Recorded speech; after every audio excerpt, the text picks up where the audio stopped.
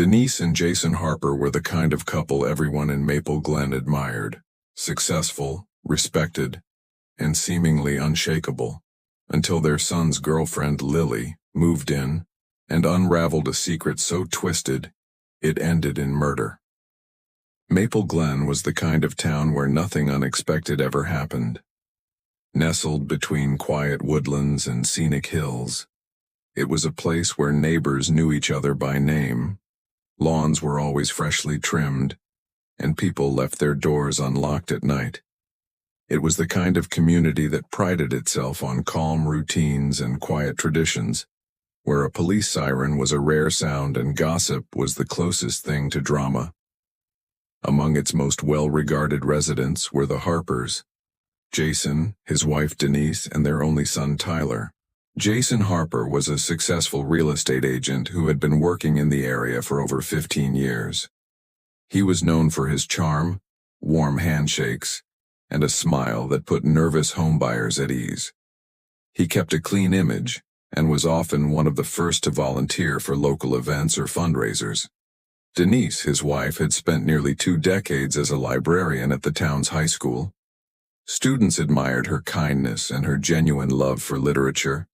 She was soft-spoken, intelligent, and always willing to offer advice or a comforting word to anyone in need.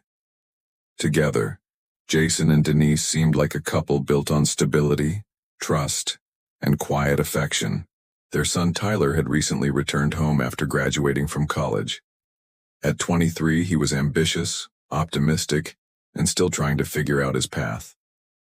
He landed an entry-level job in the city and, to save money, moved back into the family home. He wasn't alone. Alongside him came his girlfriend Lily. She was strikingly beautiful and had an effortless confidence that caught people's attention. Tyler had met her in college, and they had been inseparable ever since. To friends and family, it looked like the next chapter in a wholesome family story, young love growing within a stable household. At first, Lily's presence was welcomed with open arms. Denise seemed especially thrilled to have another young woman in the house. She helped Lily settle in, showed her around the neighborhood, and even helped her find a part-time job at a local boutique. They were often seen together at cafes or strolling through weekend farmers markets. People commented on how close they were becoming. Many assumed it was a motherly bond, something sweet and natural between a woman and the future wife of her only son.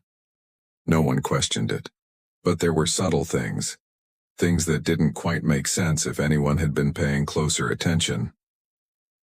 Denise began dressing differently, exchanging her usual cardigans and flats for more fitted blouses and sleek makeup. She spent more time away from her husband and more time alone with Lily. Jason, once talkative and cheerful, grew quiet during meals. His easy smile became rare, replaced by a distant stare and tight-lipped silence. The easy rhythm of the household started to shift, but no one said anything out loud. In a town where everyone thought they knew everything about their neighbors, the Harpers managed to keep their secrets well hidden. But the tension in that house was growing, slow and silent, like a crack in the foundation. And soon, what started as a warm family reunion would turn into something much darker. It started with glances, quick, subtle, and seemingly innocent. Denise would glance at Lily just a second too long, her eyes trailing with a softness that didn't belong to a mother figure. At first, it was easy to explain away. Lily was young, beautiful, and full of life. And Denise was just enjoying the energy of someone closer to her son's age. But those looks began to linger, and their interactions became more intimate in ways that didn't quite fit the roles they were supposed to play. Tyler's days were long. His new job required him to leave early and return late, which left Lily home with Denise for most of the day. They fell into a rhythm, morning coffee together in the sunroom, walks through quiet trails behind the neighborhood, shared lunches in town. What might have once been occasional company turned into daily companionship. Denise introduced Lily to her favorite books, her go-to recipes, and her old photo albums. Lily, flattered by the attention, soaked it in without questioning the growing closeness. Jason noticed the shift long before anyone else. At first, he kept his observations to himself. Denise was spending more time away from him and rarely made conversation unless it involved Lily. The dinners that used to be filled with laughter and updates about each other's day became awkward and quiet. Denise seemed distracted. She would often be caught staring out the window or fiddling with her phone when no one was watching. He tried brushing it off as jealousy. An empty nest turned full again, and maybe Denise was just overcompensating. But there was something else in her behavior that made him uneasy. When he walked into a room, conversations would stop. When Lily laughed, Denise lit up in a way Jason hadn't seen in years. It didn't feel like admiration. It felt like longing. Jason's suspicions grew darker. One night after Denise and Lily went to bed, he checked the family computer and found that Denise had cleared her entire browser history. That alone wasn't proof of anything, but it was enough to trigger something inside him. The next day, under the pretense of improving their home security, he installed a hidden camera in the living room. He didn't tell anyone. For several days he watched the footage without anything unusual appearing. But then, late one night, he reviewed a clip that left him cold. Denise and Lily sat close on the couch, whispering and laughing. Slowly, the conversation shifted. Hands touched, faces leaned in, and they kissed. It wasn't a motherly peck on the cheek. It was full of passion and secrecy. Jason stared at the screen, unable to move. His wife was in a secret affair with his son's girlfriend right under their roof. It wasn't just betrayal. It was something deeper, more complicated. He didn't sleep that night. He didn't confront her. He just watched the footage again and again, letting the weight of what he'd discovered settle in. From that moment on, something inside him shifted. Quiet, bitter, and irreversible. 3 weeks after the hidden footage revealed the unthinkable, Lily vanished. It was a sunny Saturday morning when Tyler first noticed something was wrong. He woke up to find the house quiet. Lily's side of the bed cold and untouched. Her phone was missing, but her purse and keys were still on the dresser. He assumed she had gone for a walk, something she often did to clear her head. But as the hours passed and she didn't return, worry began to creep in. By that evening, Tyler called the police and reported her missing. The search began quickly. Officers canvassed the neighborhood, questioned neighbors, and organized teams to search nearby woods and trails. Flyers with Lily's photo were taped to every lamppost and bulletin board in Maple Glen. Her face was suddenly everywhere, her bright eyes and warm smile frozen in time on sheets of paper that asked a single haunting question. Have you seen Lily? Denise appeared devastated. She cried in front of police, sobbed during media interviews, and hugged Tyler tightly whenever he broke down.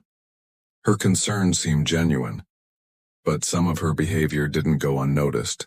When asked about Lily's last known whereabouts, she was oddly specific, saying Lily had left at exactly 4 p.m., wearing sneakers and a blue hoodie.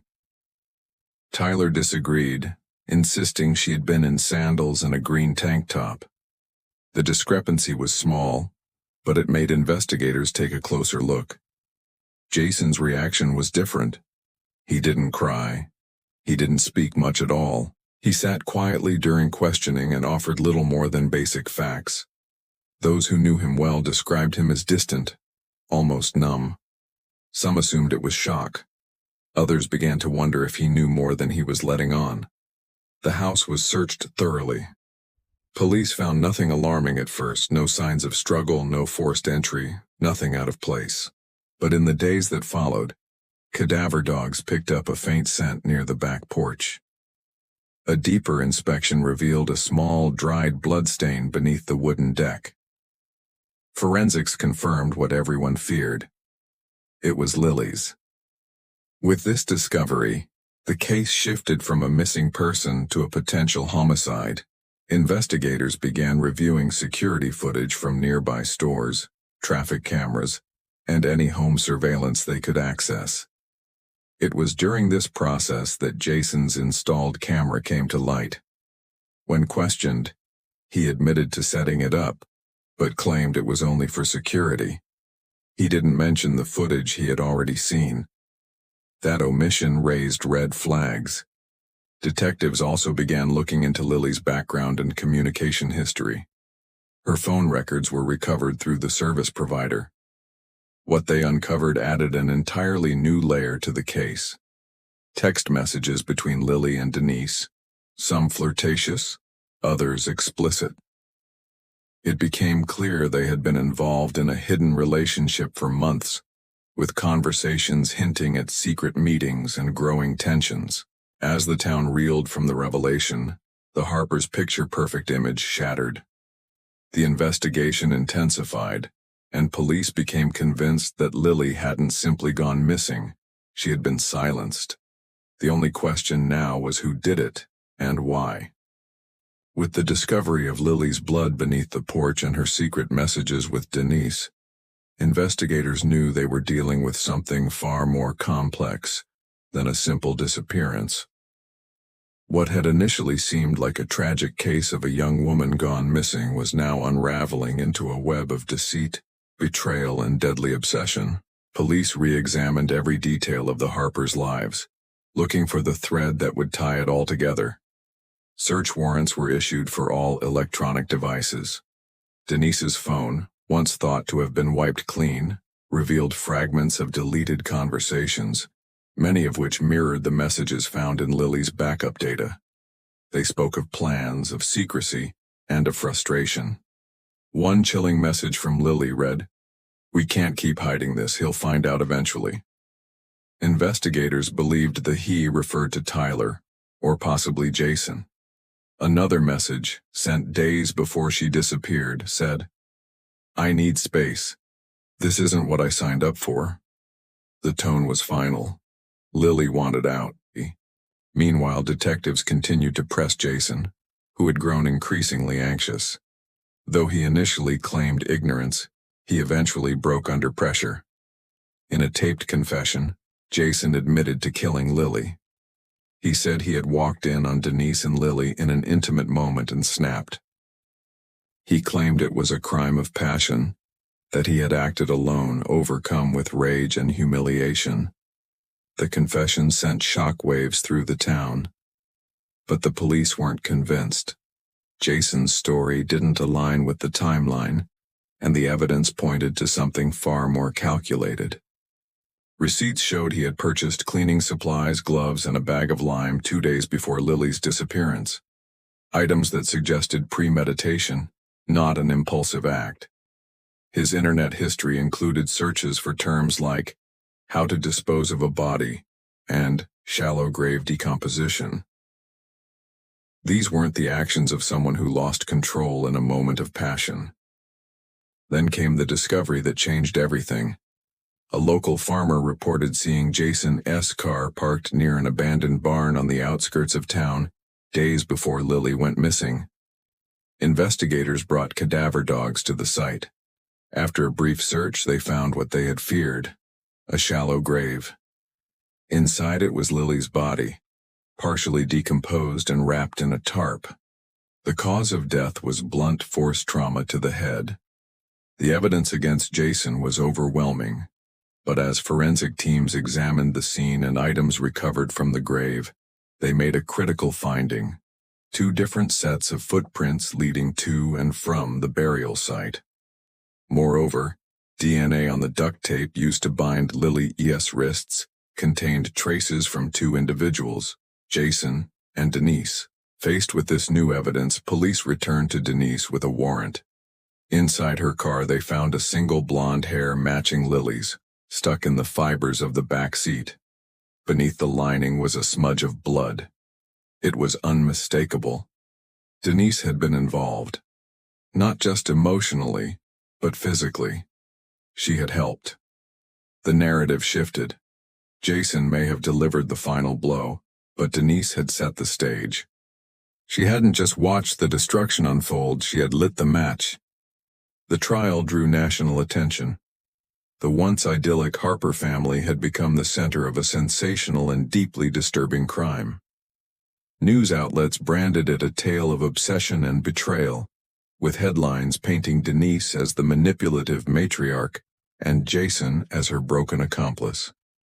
In the courtroom, the true story behind Lily's death began to emerge piece by piece, and the quiet town of Maple Glen watched as the facade of the perfect family crumbled completely. Jason was charged with first-degree murder, and Denise faced charges of conspiracy to commit murder, obstruction of justice, and being an accessory after the fact. Prosecutors painted a chilling picture of how the couple, motivated by jealousy, humiliation, and fear, worked together to silence the one person who threatened to unravel their lives. Jason's defense centered on his emotional state, arguing he acted alone out of rage when he learned of the affair between his wife and his son as girlfriend. But forensic evidence contradicted that story at every turn. In court, the digital trail told a more sinister version. Denise had not only been aware of Lily's desire to end the relationship, but she had also become increasingly desperate in the days leading up to her disappearance. Messages she sent to Lily grew darker, pleading one moment and threatening the next. On the night Lily vanished, cell tower data placed both Jason and Denise S. phones at the same off-road location where Lily S. body would later be found.